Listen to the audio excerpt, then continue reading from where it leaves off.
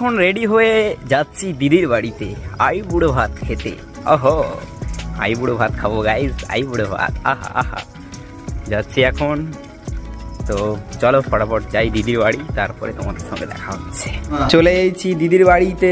এই দেখো কি আইটেম করেছে, দেখো কত রকমের আইটেম, যেগুলোর আমি হাফ জিনিসের নাম জানি না গাইস। যে রান্না করেছে, যে আইটেম করেছে, আয়োজন করেছে, তার মুখে আমরা শুনে নেব, ঠিক আছে?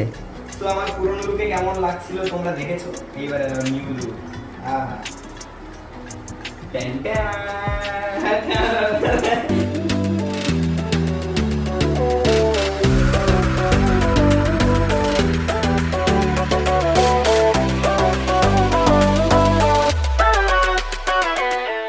তো দিদির বাড়িতে চলে এসেছি।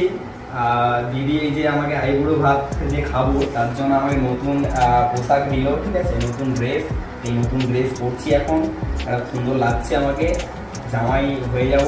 মানে এতদিন বাচ্চা ছিলাম, এবারে আইবুড়ো ভাত খেয়ে নিচ্ছি, মানে বুড়ো হয়ে যাচ্ছি মনে হয়।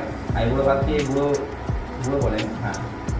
যাই হোক, সেটা বড় কথা না, বড় কথা হচ্ছে ড্রেসটা কেমন লাগছে অবশ্যই কমেন্ট করে জানাবে, ঠিক আছে? এবারে খাওয়া দাওয়া হবে।